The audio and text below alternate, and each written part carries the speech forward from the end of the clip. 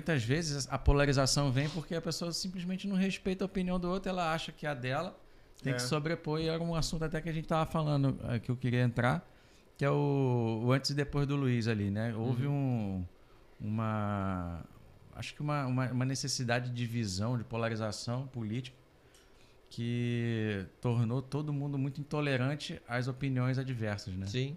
Então, assim, queria entender de você e do Lucas ali, como que a gente começa a trocar esse paradigma, a gente começa a andar fora da polarização, como é que a gente consegue resolver essa questão de respeitar e de trocar a mentalidade política, né, do país, já que a gente vê que a sensação, ou então para os descrentes não tem mais jeito, né?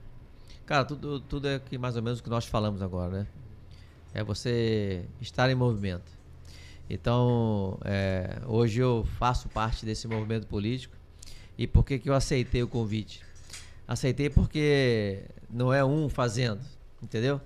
É um movimento a nível Brasil, hoje nós estamos juntos, e são pessoas pensando exatamente igual.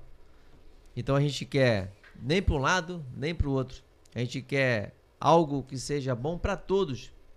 E quem são todos? Brasil. Então essa polarização que falam tanto, né? Direita, esquerda, e tem o centrão também, e é por isso que Pablo usou o alto, que é o quê? É justamente essa mudança de mentalidade, que é tudo que foi falado aqui agora. Sim.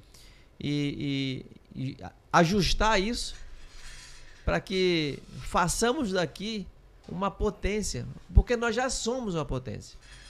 Nós já somos. É só praticar essa potência. Só que eu vivi isso. Eu vivi em Brasília 12 anos, morei lá 12 anos, e eu vivi tudo isso. Eu sei o que está acontecendo.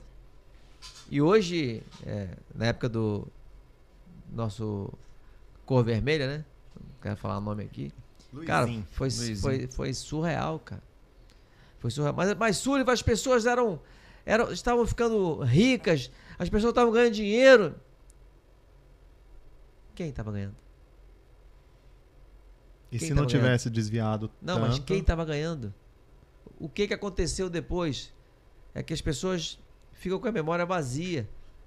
Eu falo memória vazia porque se você lembrar de 14, 15, há pouco tempo atrás, 2014, 2015, 2016, veio uma crise.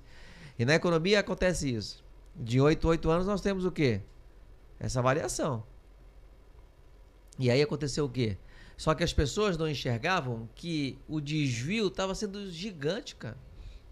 E eu vivi isso lá em Brasília, anos atrás, morei lá 12 anos, só que a operação era muito menor. E respondendo a tua pergunta, cara, assim, é literalmente uma mudança de mentalidade que nós todos precisamos fazer, não digo uma lavagem cerebral, né? Mas é literalmente ajudar as pessoas... Trocar os moldes, né? Trocar os moldes. É mostrar e ensinar que, porra, elas podem enxergar muito mais, cara.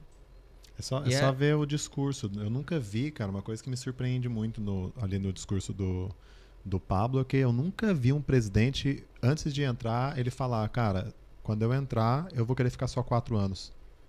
E eu vou fazer o possível para mudar isso, para tirar esse negócio de reeleição, para justamente dar tempo dessa oxigenação. Por isso que eu falo, as pessoas não pensam. Se elas pararem e olhar o discurso de um, olhar o discurso do outro, olhar o discurso, sei lá, dos 5, 6, 7 ali, elas vão perceber. Não precisa ser um gênio, não precisa ser bom em matemática, não precisa ser bom em português ou falar problema, né? Não precisa. Nossa. É só pensar. É ouvir sem critério de julgamento e pensar. E isso é uma coisa que a sociedade está com esse molde, e por cansaço. E às vezes, eu não vou passar a mão na cabeça não da população, não. Porque cada país tem o presidente que merece, né? Então, as pessoas elas precisam se permitir voltar a aprender. E a população só está cansada por causa da manipulação da mídia.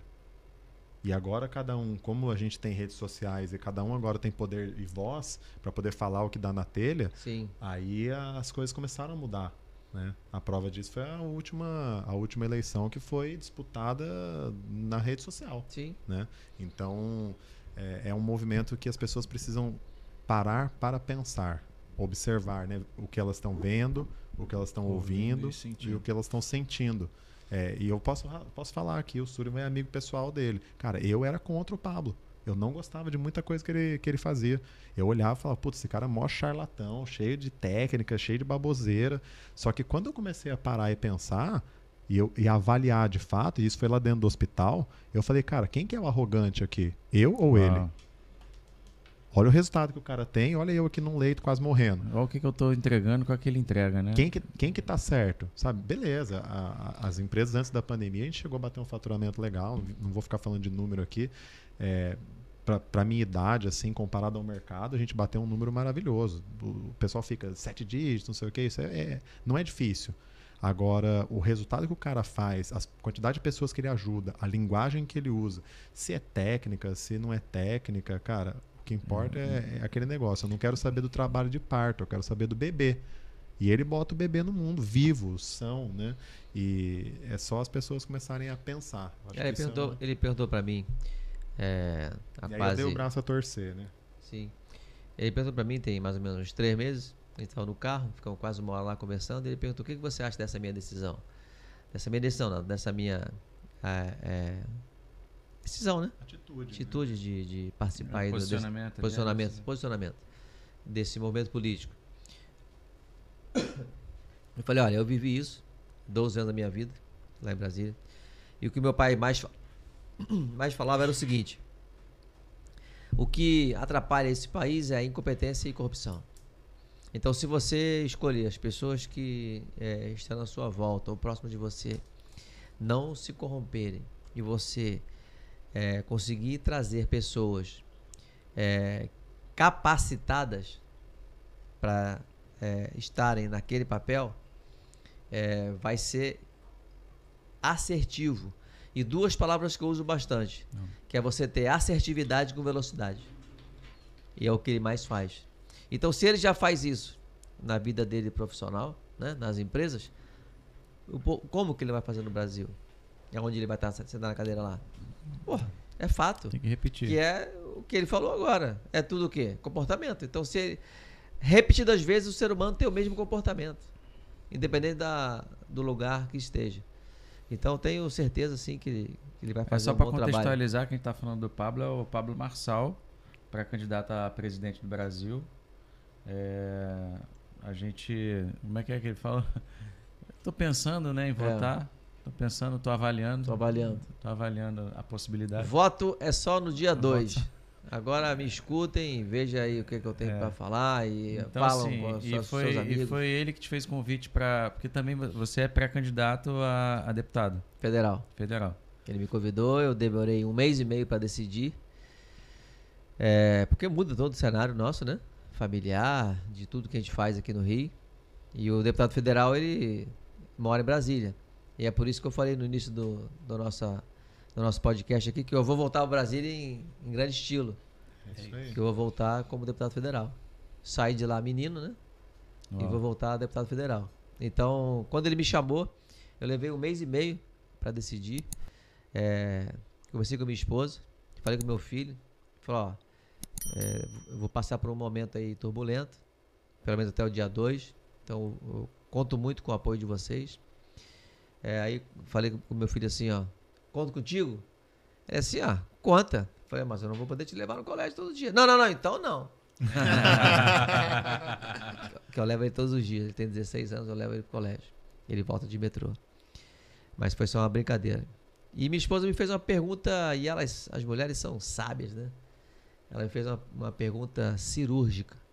Você tá indo porque ele te convidou ou porque você quer? E aí eu respondi, não. E eu respondi, não, são os 2 momentos. Eu quero.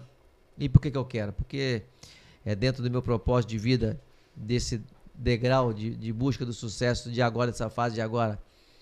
É um propósito forte. E um dos propósitos era poder honrar meu pai também. Que meu pai foi expurgado do sistema porque não se corrompeu.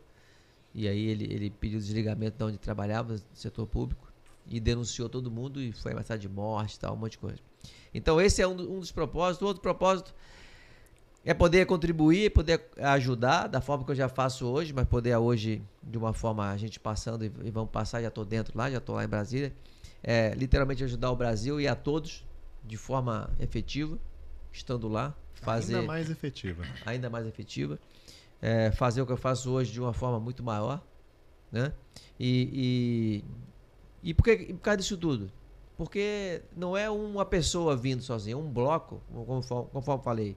Somos várias pessoas com o mesmo pensamento, com a mesma atitude, caráter, princípio. Vamos mudar o paradigma do Brasil, cara. Do Brasil diria, inteiro. Eu diria que talvez não seja nem o mesmo pensamento, mas é o mesmo princípio, né? Exato.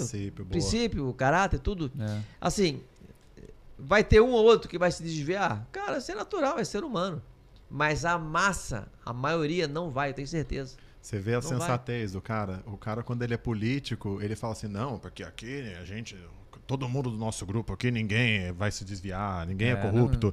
Aí ele deixou até já falar uma coisa que eu não fui, mas eu votaria no Bolsonaro. Eu iria para Taubaté para votar no Bolsonaro, mas não fui. Já estava meio que ganho, né? Na última eleição.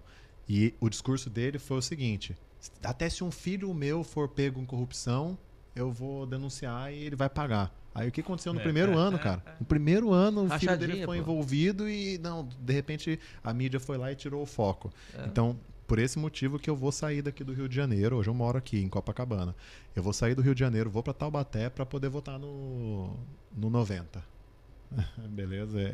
E não acabou a chance já do Bolsonaro, acho que por causa disso. Porque o cara entra com um discurso e fala, não, aqui é anticorrupção, anticorrupção, anticorrupção. Se um filho meu fizer merda, vai pagar. E não pagou.